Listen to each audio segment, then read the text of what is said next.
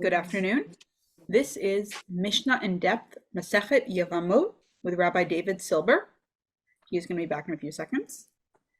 This course is designed to accompany independent daily study of the Mishnah following the Mishnah Yomit schedule. We will meet weekly, as we have for the past few weeks, as a community of learners to augment our independent study, enhance our understanding of the mishnayot learned, and support each other as a community of learners in daily study of this foundational text.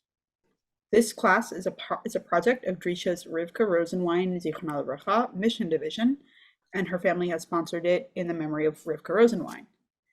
Today we are learning with Rabbi David Silber, the founder and dean of Drisha. As people come in, I'm just a bit of housekeeping. I'm going to send invitation to panelists. That does not mean you are teaching the class. That means you can turn on your camera, unmute yourself as you wish at will. If you're not in a place where you can do that, or you don't want to, that's fine, but it does make for a nicer Beit Midrash experience. All I ask is, if I send you an invitation to panelists, please don't mute yourself unless you're actively speaking. Otherwise, we can pick up cross chatter or background noises and get some weird audio effects. I will be monitoring the chat in both Zoom and Facebook Live. Please feel welcome to ask questions. We want to hear from you. You can also unmute yourself to ask questions when Rabbi Silber pauses, or use the raise your hand function. And if you're an attendee and you can't figure out how to unmute yourself, raise your hand and I can unmute you for you. Sources for today come from the second chapter of Mishnah Yevamot. You are welcome to follow along in whatever Mishnah you choose, but I will be sharing sources on screen from Sefaria in English and in Hebrew. I will be sending invitations to panelists during class as people trickle in. And with that spiel over, Rabbi Silber, the floor is yours. Okay, thank you. All right. Before we begin looking at some of the mishnayot that you looked at this past week, I wanted to say something very interesting came across my plate a couple of days ago. And that is, I was looking at some of the Karite understanding of the Torah. The Karaites actually were a very significant group that flourished, I would say, 9th, 10th, 11th centuries, both in Babylonia and also in Israel. There's a whole bunch of them that went to Israel, and they were unbelievably influential, actually, in terms of their interpretations. They rejected the so-called Torah Sheba'al Peh. They looked at the text itself, but they were actually very much influenced by the Islamic scholars who were doing very similar kinds of work with the Quran. And they, in turn, had a great influence on many of the interpreters of the Torah, including the Ibn Ezra, who was greatly influenced by the Karaites. In any event, lo and behold, I noticed that the Karaites interpreters, and they have all kinds of disagreements amongst themselves, but they raised the question that I had raised the first week. I didn't know anything about this. I came across it 2 days ago. And they raised the question in the Torah, when the Torah is Ki yeshvu achim yachdav, when brothers live together and one dies with no children, then the other brother marries the deceased brother's wife to extend the kin lines of the deceased brother. And I pointed out that the Mishnah, the assumption of the Mishnah, is we're talking about an actual brother.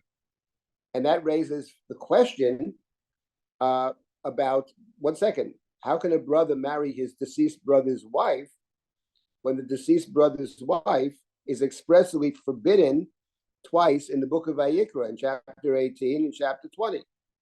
It's one of the arayot, forbidden relationship. So how could the Torah say that the brother can marry the deceased brother's wife? So the assumption of the Mishnah, and the Gemara, of course, follows this, is that that's true, generally speaking. And if the brother had children with this woman, and then he died, or if he divorced her, she would still be forbidden to him. But the exception to the rule is if he dies, that the second brother stands in for the first brother and continues his kin lines. That's the assumption of the Mishnah. That's the assumption of the Talmud. I pointed out that actually one doesn't have to read the Chumash that way.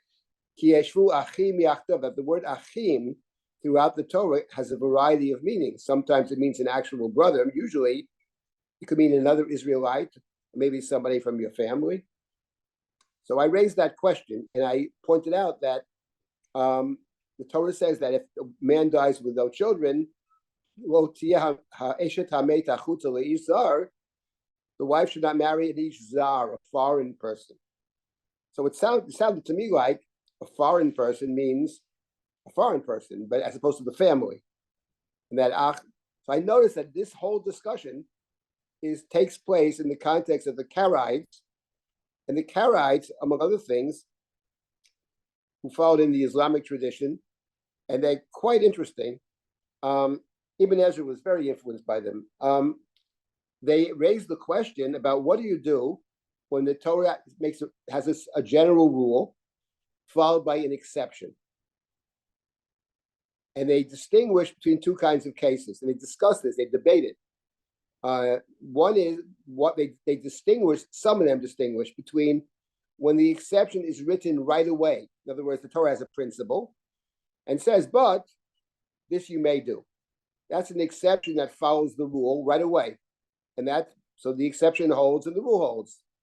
They raised the question about our case, our tractate, because in Vayikra, twice it says a man can't marry his brother's wife.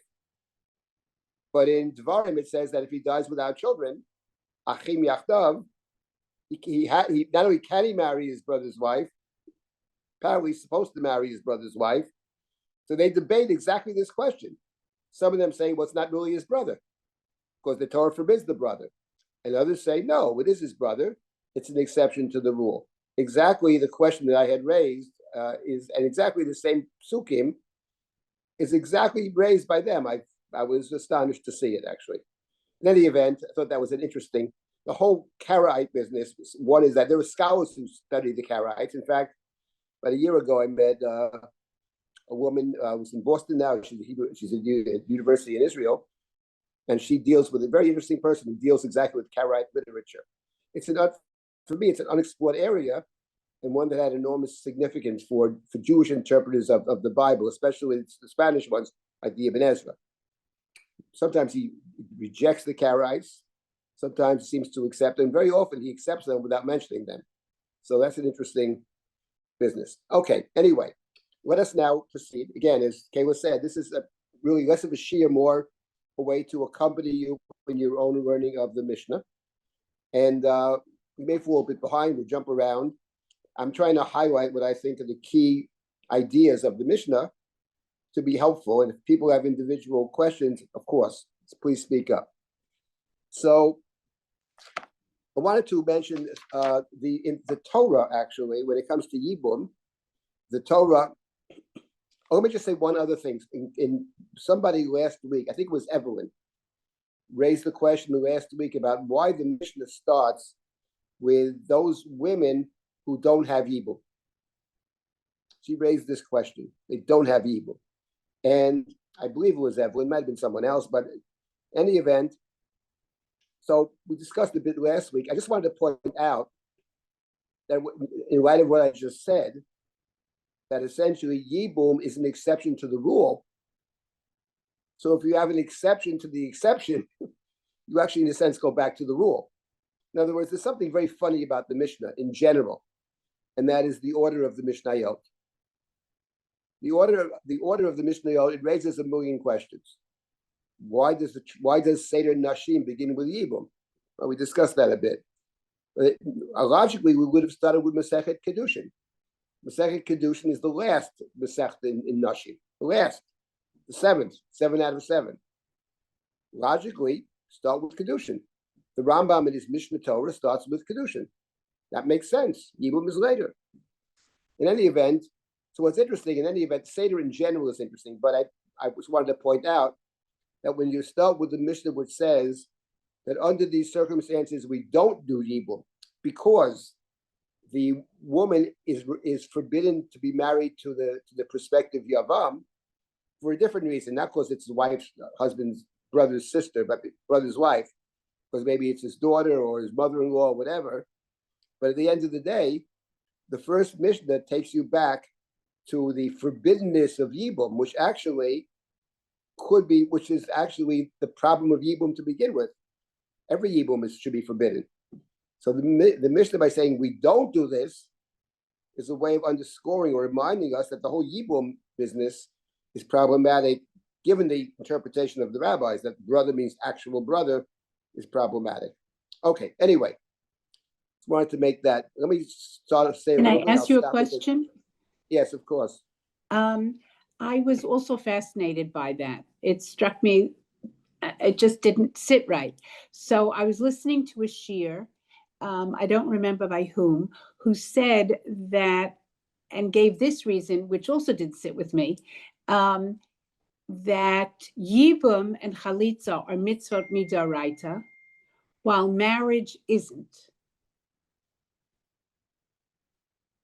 And therefore?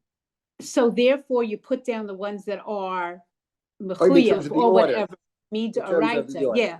Well, first of all, whether marriage is a mitzvah doraita or not is a great debate among the Rishonim debate whether there's a mitzvah to get married. Well, isn't there a mitzvah to have kids? Yes, there's certainly a mitzvah to have kids, but you don't have to be married to fulfill that mitzvah, right? You have kids without marriage, right? Many people do. So the point is, the question is marriage kind of sort of a hechsher mitzvah? It's not the mitzvah itself. The mitzvah is to have children, which comes up in Tractate Yevamot later on. That's in Yevamot, actually, later chapter.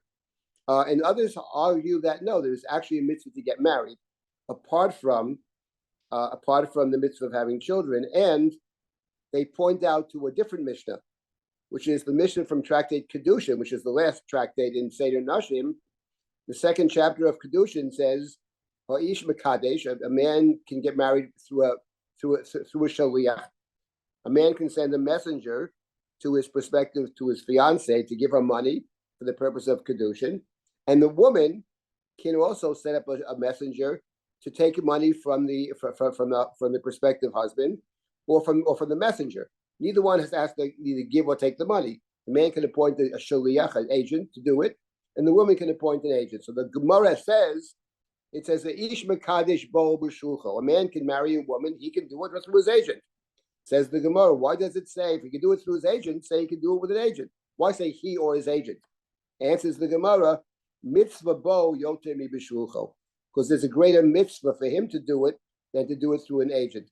And on that statement in the Talmud, that's where they dispute it. No, that's the dispute. Mitzvah bo sounds like it's a mitzvah, that the marriage itself is a mitzvah. So many Rishonim say, from this we can see that marriage itself is a mitzvah. Should count it as a mitzvah. Others say no, it doesn't mean that. It's not really a mitzvah. It's a hechsher mitzvah.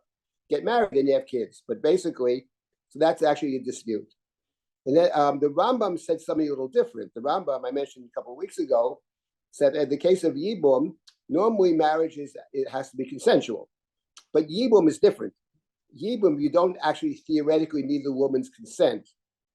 I mean, she could just say, forget about it, goodbye. But in the case that they slept together, that's Yibum, whatever she thought, you know what I mean? So the Yibum is different. So the Rambam says we start with that which is not consensual before we get to consensual. That's the Rambam. But whether it's a mitzvah, which is a good question, is a great dispute. Okay, anybody else? Since Debbie asked a question there, anybody else? Can you talk up at any time? If you're an attendee, just use the raise your hand function and I'm happy to unmute you. All right, it doesn't have to be. I'll just talk and stop periodically. So let me just say, I want to sort of get to the basics over here. We're still in the beginning of this whole business. So now if you look at chapter 2, Mishnah number 3. Chapter 2, Mishnah 3, it says the following. They said there's a general rule, a principle, when it comes to Yevamot. Kol shehi isur erva lo chaletzet v'lo mityabemet. Isura isur mitzvah v'isur kedusha chaletzet v'lo mityabemet. Achota shehi yevimta chaletzet o mityabemet. So the Mishnah says klal gadol. There's a principle over here, and these are important concepts for the continuation of the Masechet and also in general. The Mishnah does give basic concepts. So we know that in the Torah, there's Yibum and there's Chalitza. Yibum means that they sleep together, and then they are married. That's Yibum. But the Torah says that if the man, and the Talmud says, or the woman says, forget it, not interested in this guy, not interested in doing it, so there's a way out. This Chalitza ceremony, taking off the shoes, spitting, saying certain things, etc. That's the Chalitza ceremony that the Mishnah will deal with here in the early chapters, but the whole chapter dedicated to Chalitza much later on. I think it's chapter 11, later on. Now, normally, the first Mishnah said that if the woman is a relative of the brother, so apart from the brother's wife, the brother's wife is a relative, but that's okay. That's permissible. But any other type of forbidden relationship, those are called arayot, then in that case, nothing takes place. There's no yibum, and there's no chalitza either. There's nothing. She just goes her merry way. She can marry anybody she wants, and that's the end of that. That's the first Mishnah. Now this Mishnah, chapter 2, Mishnah number 3, has two other categories. One it calls Isur Mitzvah, and one it calls Isur Kedusha. And in those two cases, the woman is forbidden to the man, but she's not forbidden as arayot. She's forbidden either as a mitzvah, Isur Mitzvah, we'll get to what that means in a minute, or Isur Kedusha. So in that case, she's forbidden to marry him. But in that case, she still requires chalitza. She still requires chalitza. And what is Isur Mitzvah and what is Isur Kedusha? So actually, the later Mishnah explains it. Mishnah number 4. If you go to Mishnah number 4, they will explain what Isur Kedusha and Isur Mitzvah. Mishnah number 4, chapter 2, Mishnah 4. Isur Mitzvah, says the Mishnah, Shniyot b'divrei sofrim. Now, what are shniyot? That's an important term, shniyot. Sheni means second. It's a second level relationship. A secondary forbidden relationship. The Mishnah here doesn't tell you what those relationships are. I think the Gemara actually spells them out. The Rambam has them. I believe there are 20 of them.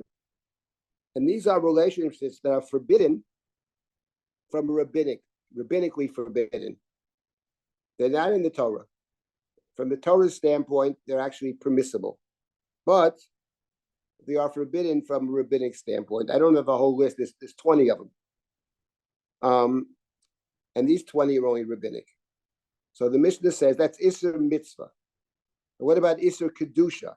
So Isur Kedusha, the Mishnah explains, Almana l'kohen gadol, Gerusha v'chalutza l'kohen hedyot, Mamzeres unatina l'Yisrael, Bat Yisrael unatin umamzer. Now we have Isur Kedusha, something that's forbidden due to the person's status, person's Kedusha. And the Mishnah has several examples. The first two examples have to do with the priesthood. A widow, the high priest is not allowed to marry a widow. So she's an almana, she's a widow. And he's a Kohen Gadol. That marriage is forbidden. Or a regular Kohen can't marry either a Gerusha, a divorced woman, or a Chalutza, or a woman who has performed Chalitza. That's also forbidden. That's the first two examples.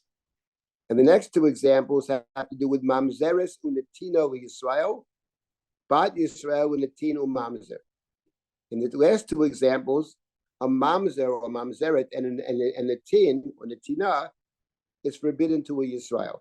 So what a Mamzer is and what a Netin is, so I'll just say now, but it's a subject of a Mishnah later on, which is a very important Mishnah. So a Mamzer, there's a dispute between the Mishnah, what is a Mamzer? Let me just see if I can find that Mishnah actually, where the Mishnah says Ezu Mamzer. I think it comes up. I think it's in the third part. Let me just see if I can find it quickly.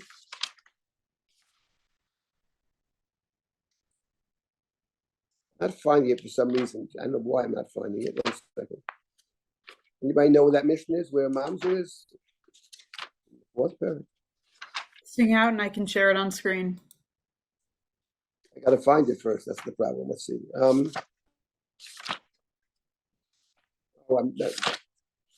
I can't find it. Yes, I found it. Chapter 4, Mishnah 13. It wasn't in this week's mishnayot. Chapter 4, Mishnah 13. Of what? Yevamot. Everything's in Yevamot. Chapter 4, Mishnah 13 of Yevamot. All right, one moment.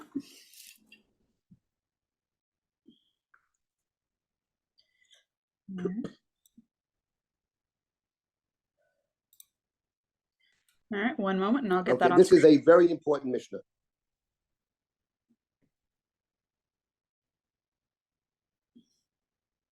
Just a moment of your patience while I... Found 13? it? Chapter 13. Chapter 4, Mishnah 13. All right. The end of chapter 4. The last Mishnah in chapter 4. Ezehu mamzer, right there. What is a mamzer? So according to the first view, kol she'er basar shu below yavo. Divrei Rabbi Akiva. Rabbi Akiva says every forbidden relationship, she'er basar, forbidden relationship, that the Torah says don't do it, lo yavo. Anytime the Torah forbids a relationship, the product of that relationship is a mamzer. That's the view of Rabbi Akiva. Shimon HaTeimani Omer, Shimon HaTeimani says, disagrees. Shimon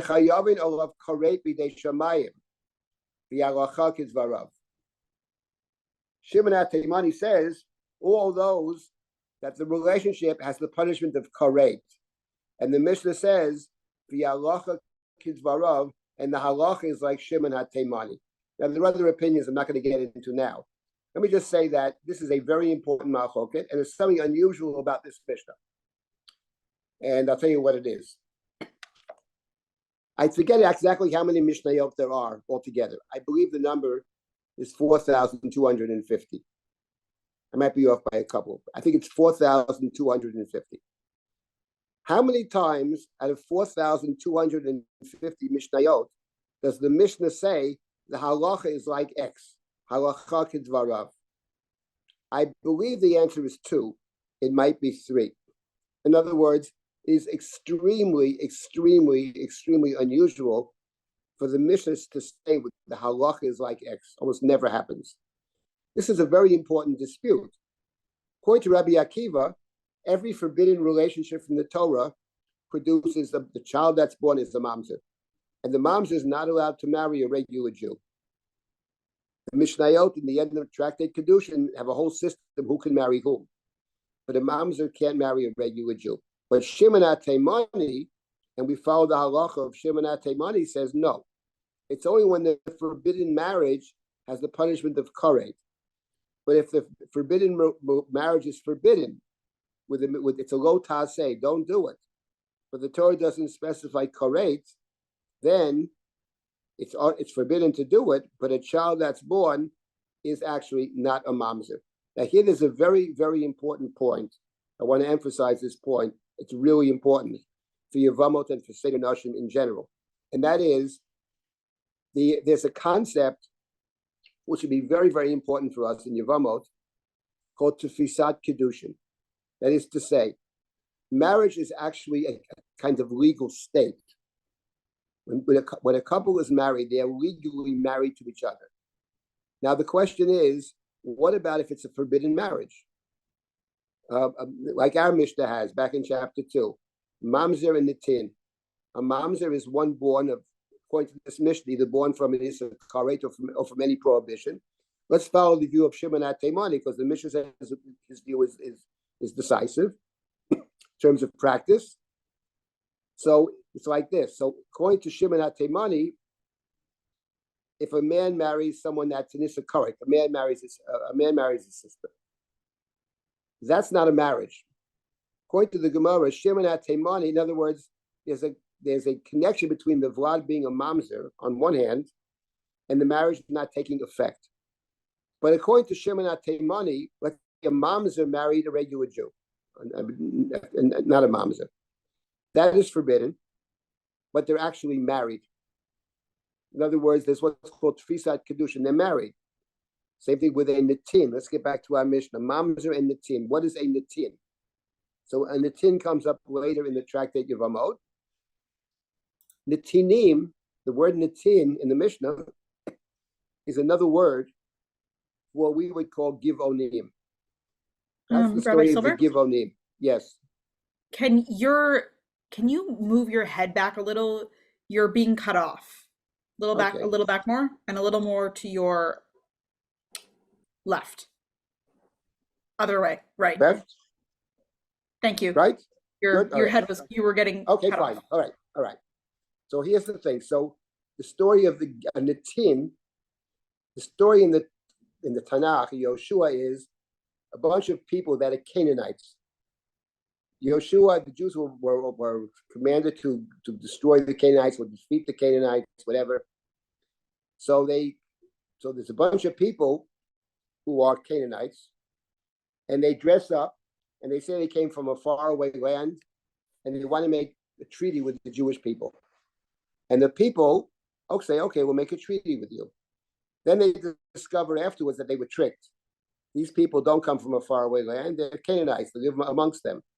But they took an oath that they're going to follow the treaty. So in fact, they keep the oath, and the give onim are basically accepted by the Jews. Okay, they don't like it, but they accept them. If a person, a netin is a person who then converted to Judaism, let's say, but they're coming from they're actually Canaanites. They're Canaanites who are Jewish. So they're called netinim in the Mishnah, and the Mishnah says it's forbidden to marry them. But according to this view, if you did marry them, there's a whole discussion later. We'll get to it much later. But if you marry them, the marriage is valid. They're married, and the child, according to the Mishnah, is not a mamzer, but it's prohibited. That's what the Mishnah calls, back to our Mishnah in chapter 2, an iser kedusha. So a netin or a mamzer, or the kohen or kohen gadol, if a kohen marries a gerusha, they're married, 100% married. The child is not a mamzer, not at all. If the child can the child serve as a kohen? That's a different story, but not a mamzer. So in those cases, there's the Mishnah. For our purposes, let's say a kohen marries a gerusha, so they're married, and then the kohen dies, and they have no children, right? In that case, what happens? Is there yibum or not? So the Mishnah says that in that case, there's no yibum, because the first marriage was prohibited, and actually, the second marriage would be prohibited as well, presumably, because if the kohen, if his brother were a kohen, he's probably a kohen also. So certainly he can't do yibum. So in that case, the wife should be able just to leave and marry anybody else. So the Mishnah says, no, that's not true. In this case, she requires chalitza, because there was a marriage. They didn't like the marriage, it's forbidden, but they're married. If they're married, says the Mishnah, you can't dissolve that marriage without something. It can't be yibum, so there's got to be chalitza. So this is actually a very important point, that chalitza is needed when the first marriage took effect, even if there's some prohibition associated with the marriage, and even if there's a prohibition associated with the man who's going to do the yibum, but he's still required to do chalitza, as opposed to arayot. Because in the case of arayot, which is an issa karet, and the vlad would be a mamzer, probably as a function of that, or perhaps separately, but in any event, they're both true. In that case, there's no yibum or chalitza, because there was no marriage. If there's no marriage, there's no yibum, and there's no chalitza. That's as far as issa kedusha is concerned. As far as issa mitzvah, which are known in the jargon as mishnayot, secondary relationships. So the secondary relationship means that as far as the Torah is concerned, they in fact are married. They're totally married. From the Torah standpoint, they're married, and there's no prohibition either from the Torah. It's permissible, but the rabbi said it's forbidden. When the rabbi says something's forbidden, then you do require chalitza. You don't require yibum. You can't do yibum. In fact, yibum is forbidden because it's your brother's it's your brother's wife. It's forbidden, but you still require chalitza. That's what the Mishnah says. This is a very, very important Mishnah, because, and this seems to be one of the primary themes of the beginning of Yevamot. It's less about yibum per se and more about general categories of defining forbidden relationships. Now we have three kinds of forbidden relationships. We have arayot, we have shniyot, and we have isur kedusha. So let me just stop here for a moment and take comments or questions before we continue with this. And as always, and if you're an attendee, I can unmute you. Just raise your hand or ask in chat. Excuse my ignorance, but what is the child of a Kohen and a Grusha called? What is the product? A chalal. The product of a Kohen and a Grusha loses his status as a Kohen. That's called the chalal. Okay, and the daughter would be called the chalalah. So she would be forbidden to marry a Kohen, the daughter. It's a chalalah. So only the product of arayos would be a mamzer? That's right. Okay. That's where the problem comes up with mamzerut and with aguna, which is one of the main themes of this book. The Mishnah, it's towards the end, there are 3 whole chapters devoted to the aguna issue. We'll deal with that. Again, the Mishnah is a gateway to much bigger discussions. But where the issue of mamzer comes up 99% of the time, and which is one of the main themes of Yevamot, sad to say, but where it comes up is most of these things. Look, there are incestuous. There are all kinds of cases of incest and all that. But where it really comes up for the most part is in the case of a married woman who often thinks her husband has died, or thinks she or left without a get. Then you have a problem, because technically speaking, she's still married to the first guy. So this is the problem. It comes up. I mean, we had this situation in our history not that long ago after the Shoah, because you had, again, what the Mishnah we'll talk about later on is woman can remarry if the husband dies, but how do you know he's dead? That's one of the big questions in the Mishnah. How do you determine death for the purpose of remarriage? The mamzerut questions that come up are exactly this question, where either there was no get, or there was a question about whether he had cases with the Shoah, where a guy shows up 20 years later or 30 years later. And then the truth is that the rabbis worked very, very hard, the modern rabbis worked very hard to find ways out of the problem. All of them, all the great poskim, Moshe Feinstein, they come up with all kinds of leniencies you can't believe. And there's a tradition, in our tradition, there's a tremendous tradition to find ways out of the problem. In Israel, the man who worked on, in terms of the Holocaust business, the man who worked on the problem very, very hard was the former chief rabbi, Rabbi Herzog, whose son I think is now the president of Israel, but and a very good man. But and the other son I think is the ambassador to the UN or the United States, Michael Herzog. But he worked very, very hard, spent a lot of time. But they all do, because everybody wants to find a way. So that's where the mamzer cases come up. Those because in terms of marriage, basically.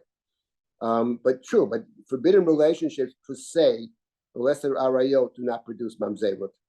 That's a very important point. They don't produce mamzerut. The priestly prohibitions, it's never a mamzer question. The question is whether the product is actually a kohen. That's another story. Okay, anybody else? Let us continue now with. Let's see what else. What other mishnayot there? I'm jumping around here. Okay, let's now another case of chalitza, where you have chalitza but not yibum. Okay, another important mishnah, chapter 3, Mishnah 8. Another statement in the Mishnah that's very important. Kulan shahayu bahen kedushin o gerushin besafek, harei elu tzarot chotzot v'lo mityabmot. Very important statement in the Mishnah. All of those cases, not chapter 8, Mishnah, chapter 2, Mishnah 8. Chapter 3, Mishnah 8, my mistake. Chapter 3, Mishnah 8. Chapter 3, Mishnah 8.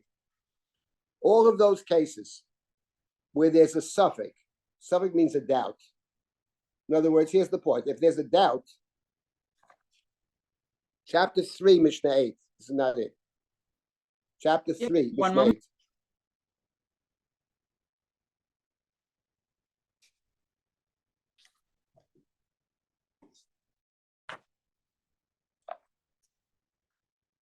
Then we'll go back to chapter 2. I just want to point this out. Right, this is the Mishnah. The chulan shahayu b'hen kiddushin or gerushin b'safek harei elu tzarot chotzot v'lo mityamot. So the Mishnah has the following case. Suffix means a doubt. The whole concept of suffix is a very, very important concept in rabbinic, in the Talmud, and the Mishnah and the Talmud, one that has many, many pieces to it. Many pieces to it. And there are all kinds of different sveikot, and depending on what domain you're talking about, there are 1,000,001 rules and disagreements. It's a world unto itself. But the point is over here, let's say that there's a situation where you're not sure if this couple is actually married. So the Mishnah has examples. A man gives a woman, he says, let's get married. I'll give you some money. Yeah, I'll give you a pruta. I'll give you a ring. I'll give you something. And he tosses the ring, staying in wherever he's standing, and he tosses her the ring. But it's not sure if he tossed it in a way that it belongs to her, or it still belongs to him. Or a man wants to divorce his wife, and he throws a get. But it's not clear if the get is closer to him or closer to her. Or there are other kinds of gitin that's a doubt. So whenever there's a doubt, okay, in other words, if Ruvain marries Leah, but there's a doubt if they're married, and Ruvain has another wife, okay, and then Ruvain died, okay, so we don't know whether the other wife is a tzara, because he's married to the first woman, or maybe the first woman was never married to him. Maybe he's only married to the second woman. So we have a doubt. We have a suffix. So to simply let her go without anything, that we can't do, because the de facto situation is she's prohibited to the world. She needs yibum or chalitza, but she can't do yibum because the first marriage might be good, in which case the second woman is a tzara and is forbidden. So in all cases of suffix, you do chalitza, because doing a chalitza is not a problem. There's no prohibition about doing chalitza. Sleeping together could be a problem. Doing the chalitza is not a problem. So a chalitza becomes a way out of every suffix. That's a very important point. Remember that. It's obvious. Suffix, doing chalitza in the case of suffix solves your problem. Because what's the worst case scenario?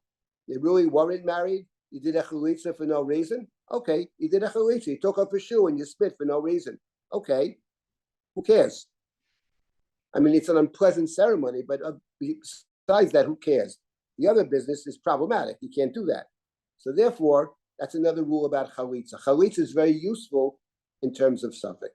Okay, fine. Now let's get back to the second chapter as we move right along over here. And now we have an interesting set of mishnayot at the end of chapter 2. I'm just picking and choosing from the mishnayot that were on the table for the last week. There are a whole bunch of them. I'm picking and choosing. And you can also, I'll pick these mishnayot, and afterwards, today or next week, you can always ask me questions about any mishnah. Some of these cases are a bit complicated, and we'll spend 1 or 2 sessions just on the complicated cases, and that will be the end of the complicated cases. The complicated cases come up over the course of the first 5 chapters. For the last 11 chapters, we don't have that problem. Now we have a very interesting set of mishnayot in chapter 2, beginning. Let's begin with Mishnah number 8. Chapter 2, Mishnah 8. Important Mishnah. Mitzvah begodol liyabe. Says the Mishnah. Let's say a man dies, no children, got a wife, and let's say he has 3 brothers. 3 brothers. Now there's a mitzvah of yibum. Which brother does yibum? There are 3 different brothers. So the Mishnah says mitzvah begadol v'yabem. The oldest brother comes first. The Gemara tries to derive it from the psukim with the drasha, but actually it sort of makes sense. You have to choose one for starters, so you start with the oldest one. So mitzvah begadol v'yabem. Now the Mishnah says v'im kidem hakatan, kadam hakatan, zacha. But what about if brother number two, maybe he likes the brother's wife or whatever, so he sleeps with his brother's wife, and he preempted the older brother. Says the Mishnah zacha. Then the second brother is married. Okay, he didn't want to wait for the older brother. He should have had more respect for the older brother or whatever. But they're married, and they have fulfilled the mitzvah of yibum. That's what the Mishnah says. Okay. The Mishnah here doesn't deal with the question of what about if they don't want to do it? What about if the older brother says, I don't want to do it? Who comes next? Is it size order? How does that work? What about if the older brother says, I want to wait to see what happens later? These kind of cases, this Mishnah doesn't deal with that. Fine. That's the first statement in the Mishnah. And now we have an interesting set of mishnayot about situations which don't seem to be directly related to yibum at all. And that's the question of nitan. Okay. Hanitan al hashivcha. V'nishtachrira. Or hanachrit v'nitgaira harezelo yichnos v'yimkanas ein motziin miyado. Hanitan al eshet ish v'yotziua mitachat yado af al pisha kanas yotzi. This is actually a very interesting Mishnah. What is the Mishnah? What does nitan mean? So nitan, like the word tana, nitan means that there's gossip. There's gossiping about let's call him Ruvain. There's gossip that Ruvain was involved with some slave woman, with a shifcha, or a non-Jewish woman. Okay, that's the word on the street. And what happened? That the slave became nishtachrira. Now, normally speaking, a normal Yisrael is not permitted to marry either a shifcha or a non-Jewish woman, a nachri. And if they do get married in the Mishnah, in the halacha, it's not a marriage. It's not considered marriage. That's as long as she's a shifcha. But what about if she became free? Nishtachrira, she was free. Now the rule about freeing of the slave, the female slave, or the male slave for that matter, is that upon the slave being freed, typically, they're considered Jews. And the same thing with the non-Jewish woman who actually converted, Nitgaira.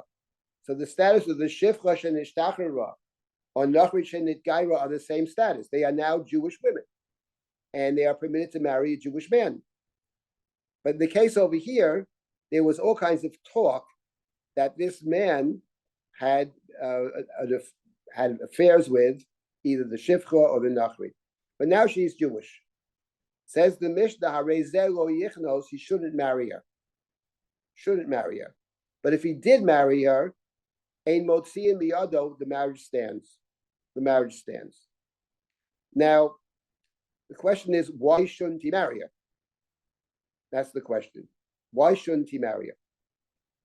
So the Gemara actually has two possibilities why he shouldn't marry her, at least the way the Rishonim understand the Gemara. Two possibilities why. Either because it will confirm the rumors. People have a responsibility, some claim, to make sure that they themselves are seen in a positive light. So we don't want people to do things that puts themselves in a positive light. You might ask, suppose the guy says, I don't care. Which he obviously, since he married her, he doesn't care. But we still say you shouldn't do it. Don't behave this way. Don't put yourself in a way that people see you in a suspicious way. That's one view.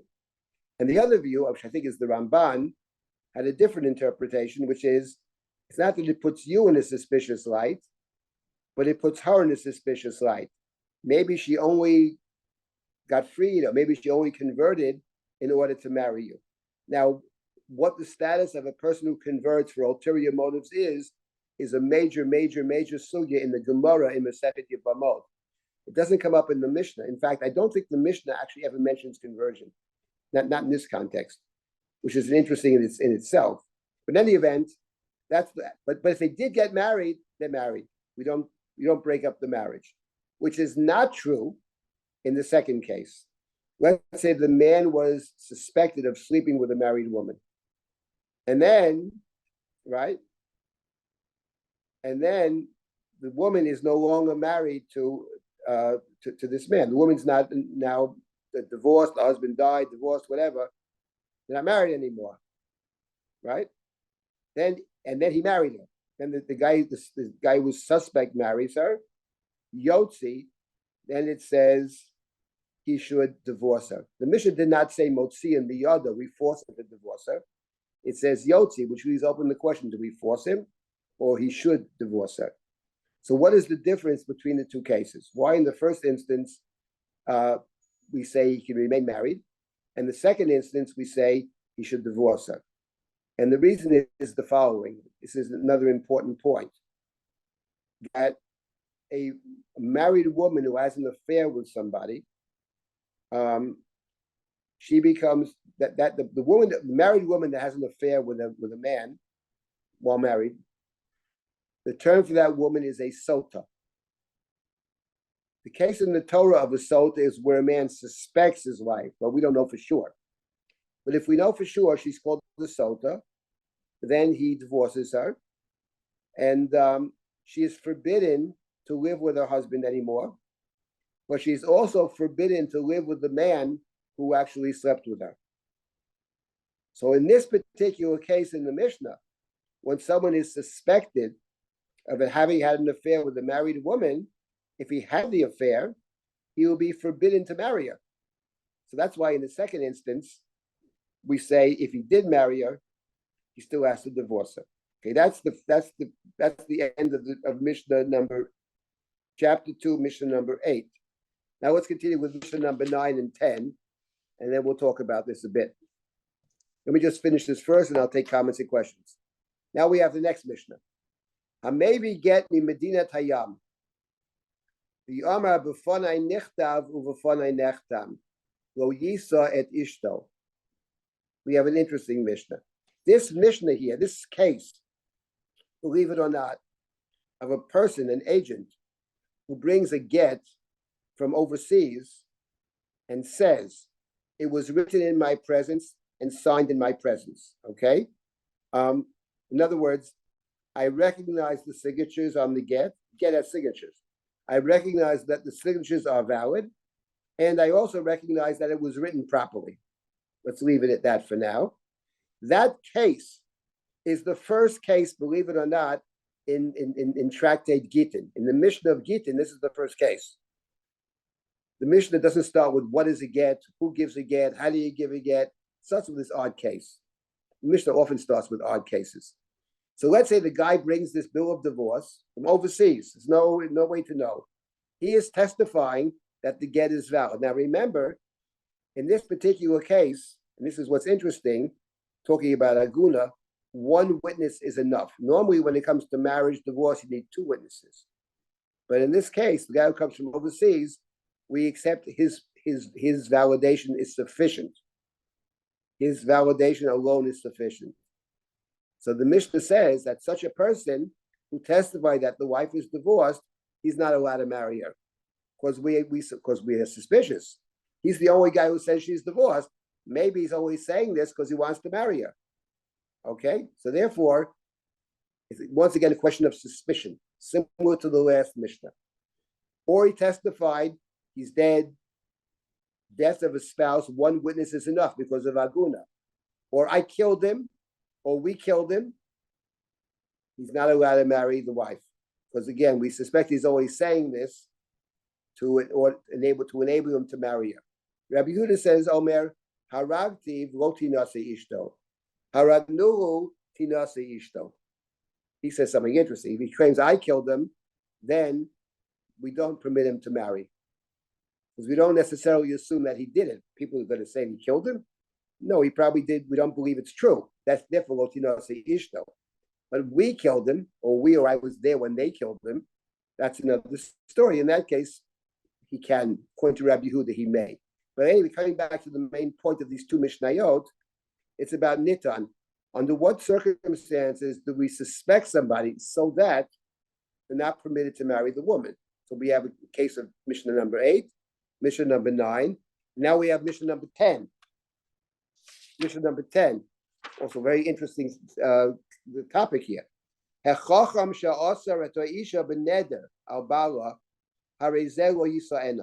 woman took a vow.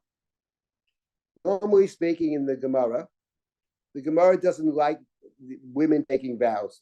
In fact, the Gemara may not like vows altogether. But in the case of a woman taking a vow, forbidding something, this can create a lot of friction in the family. So normally, when a woman takes a vow, often the husband says to his wife, "Dear, do me a favor, annul the vows, because vows may be annulled." And the way you annul a vow is you can go to one chacham, who's an expert, a court of one, and the court of one can annul vows if the person's an expert, if he's a chacham. So over here, the Mishnah says that if a woman came to the chacham, and the chacham said to the woman, right, I can't help you, my dear. I know your husband wants the vow to be annulled. I just can't help you. And then they got divorced afterwards. So the Mishnah says, Lo Yisa'ena. We don't permit him to marry her because we suspect that the reason he didn't annul the vow is he knows when you don't annul the vow, you're going to create friction. We suspect that he only did it with the purpose of making sure that marriage ends as soon as possible because he has his eyes on this particular woman. So the Mishnah says he's not permitted to marry her. In other cases,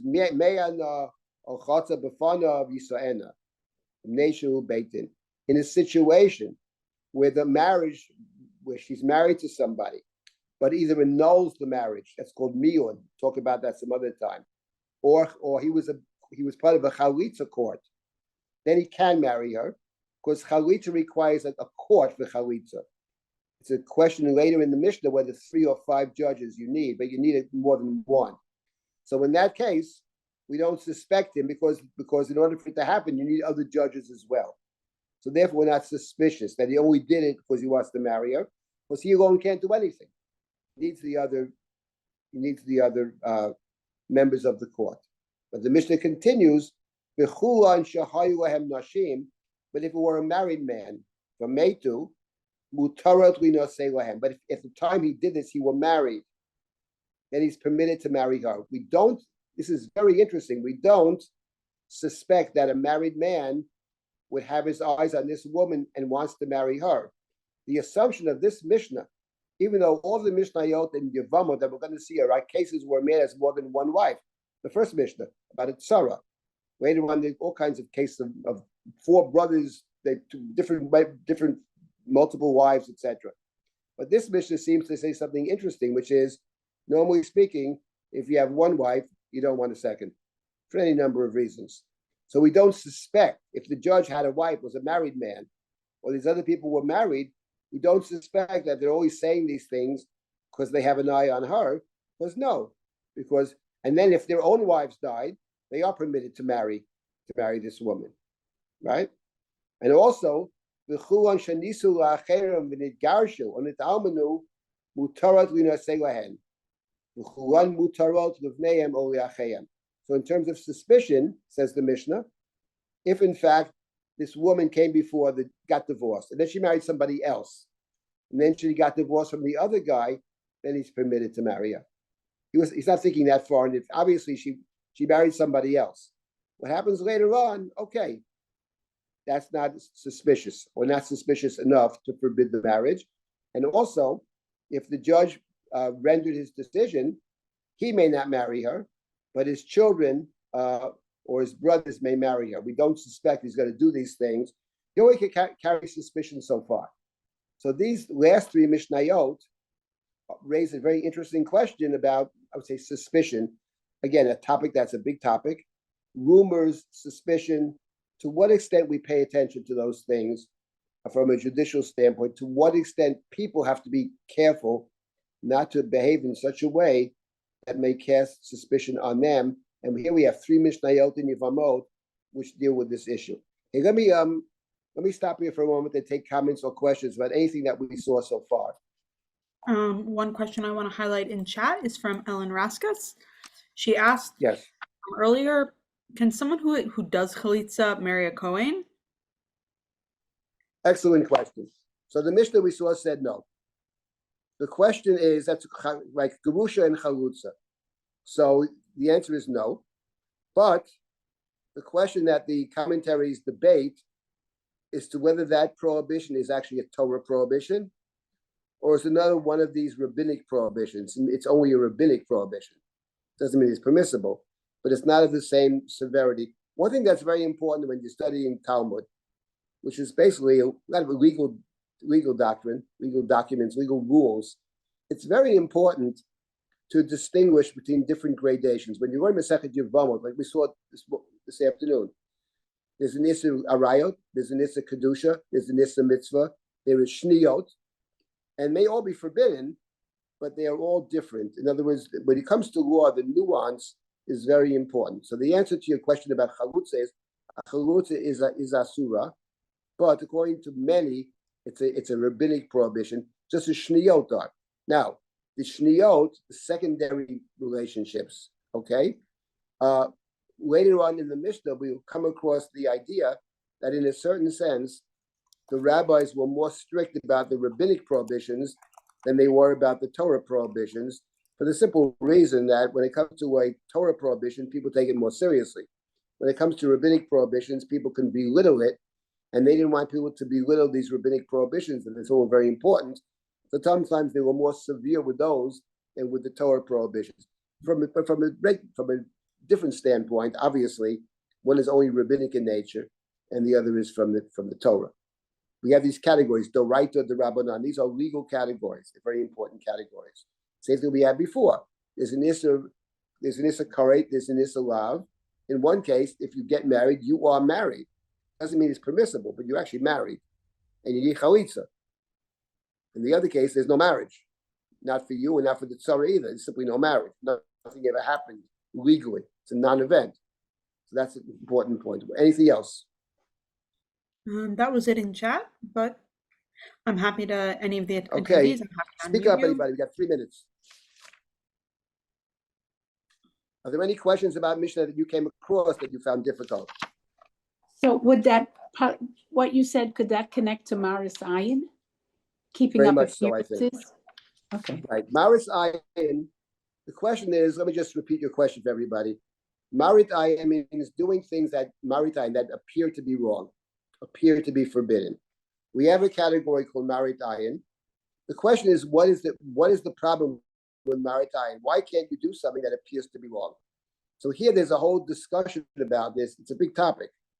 And I would say that generally speaking, there are at least 2 different approaches to Marit Ayin. One approach is that if people see you doing something, see, Debbie, how can you eat at that restaurant over there? Oh, I saw Debbie walk in. Oh, Debbie went in there. Well, must be okay. In other words, Marit Ayin is problematic because if people see you doing something, or doing so whatever, they might presume that it's okay to do it. That's one view. The other view of Marit Ayin has a very different view, which is you're not supposed to put yourself in a situation. You know the famous story of the Chafetz Chaim. Famous story. He's on a train. He's traveling home. The Chafetz Chaim. He wrote these books about lashon hara. Chafetz Chaim. He's very strict about lashon hara. He's on a train, sitting next to some guy, and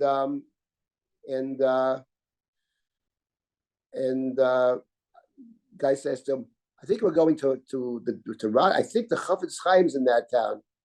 He's a great saint."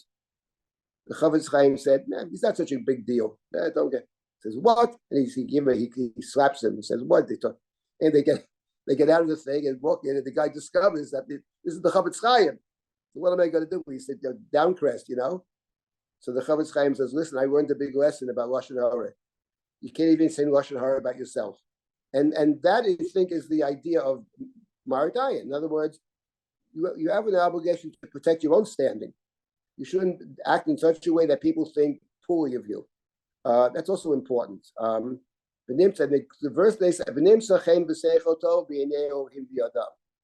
that's a different view of Maradai. So yes, I think that the mishnayot over here actually are very much in that idea of Maradai and of somehow not doing something that appears to be suspicious for you, or maybe for her as well, not just you. That's certainly one way to read the Mishnah. The other way I mentioned of the Ramban is that in case of the convert, they might suspect that her conversion was done for ulterior motives, which still may be a valid conversion, but it raises questions. And you shouldn't act in such a way that raises questions for somebody else. So those are the two possibilities here. One yes. last question Go from ahead. Nathan Young. Can you Yes. unmute yourself? Hello, I'm driving, so there might be background noise, but is Go ahead. there an assumption that with every case of brothers that they are from different mothers? No, there's no such assumption, but it actually doesn't matter. In the case of Yibum, the relationship that matters with Yibum is it's a brother from the father. I mentioned this in my introductory a few weeks ago, that for Yibum, brothers are always from the father. A brother from the mother alone without the father, there's no Yibum. There's no Yibum. Yibum, in terms of relationships, it depends. And when it comes to Yibum, what matters only is brother from the father. When it comes to forbidden relationships, there it's the father or the mother. That's one of the very important distinction there. Yibum is always from the father's brother from the father. But forbidden relationships, like a sister, can be a sister from a mother or a father. Either one both are forbidden.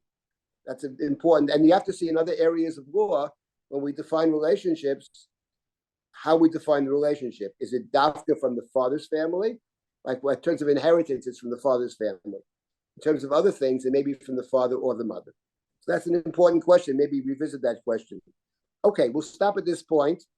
For next week, I think we'll look at some of the mishnayot that deal with more of the technical cases, just to deal with that as well.